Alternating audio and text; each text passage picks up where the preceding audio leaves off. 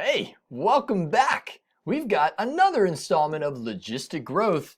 Two very awesome problems, classic, especially on the BC exam and in a lot of professors and teachers' tests. So let's hit it. Find the logistic equation with the following logistic differential equation and initial condition. That means that our goal is to solve for y equals, and it's y, it's dy dt as opposed to p, L over 1 plus ce to the minus kt. So we need k and c and l. And when we have those, we're in good shape. But here's the thing. They're in this function, right? This is actually not as hard as it looks. It's funky looking, but we just need to know our general forms. dy dt equals ky times 1 minus y over l is the general form. So just match up the pieces here, right? L is equal to 6. We have that. That's your carrying capacity. We've got your y values left open. We've got k is equal to 1.7. And you're given that initial condition, that'll allow you to solve for c. So let's plug in what we have so far. So far I've got y equals L, which is 6. It's the carrying capacity, all over 1 plus ce to the minus kt.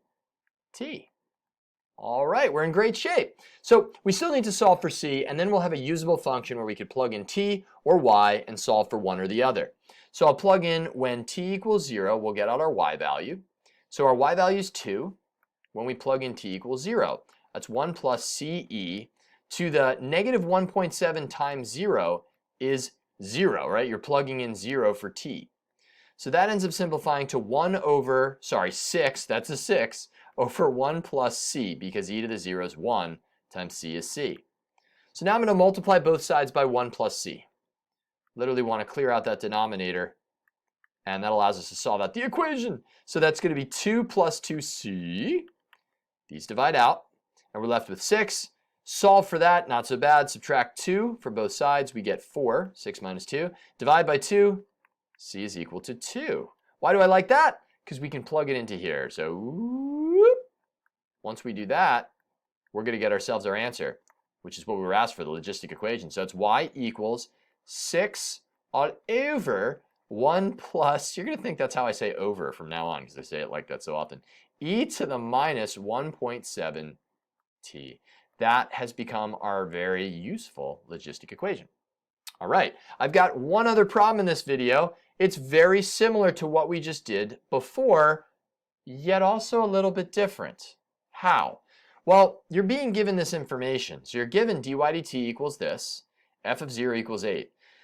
You weren't told that this is a logistic growth function. So if you have a nasty teacher who's like not very clear, they might give it to you like this, which is why I'm providing it this way, just so that you're in good shape no matter what. If it's on the BC exam, then they're going to say, given the logistic differential equation and f of 0 equals 8, evaluate this, find the value of y when dy dt reaches its absolute maximum. So this is logistic.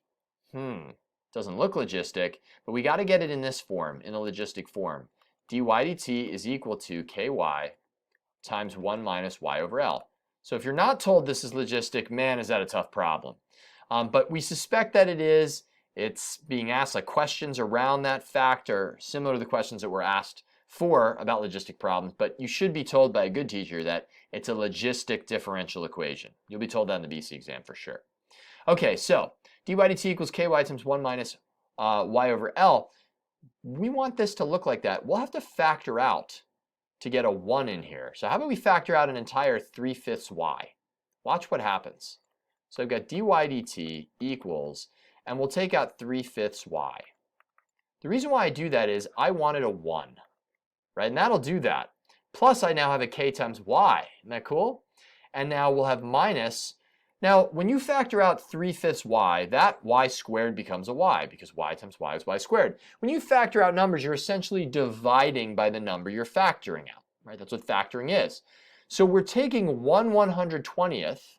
I'll do this on the side here. That's this part, 1 over 120, and you're dividing by 3/5. That's what you're doing, which is 1 over 120 times 5 over 3. Now that actually simplifies down really nicely.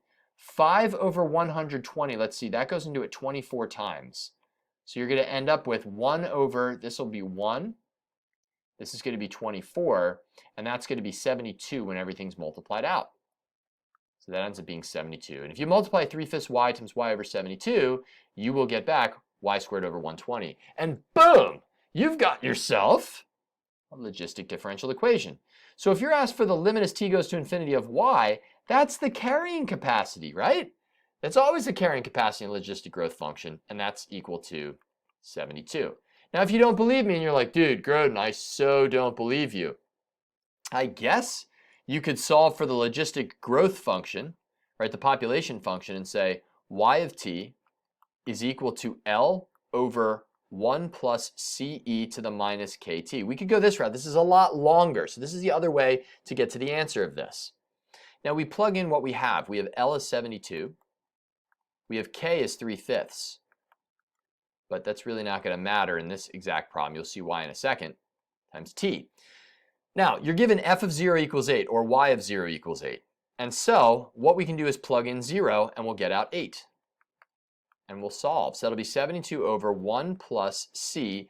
This is e to the 0 when you plug in 0 for t, which is 1 times c is c. When we multiply both sides by 1 plus c, we'll get 8 times 1 plus c equals 72. You could distribute, or in this case, I'll divide by 8. I'll get 1 plus c equals 9. So c equals 8. That's it.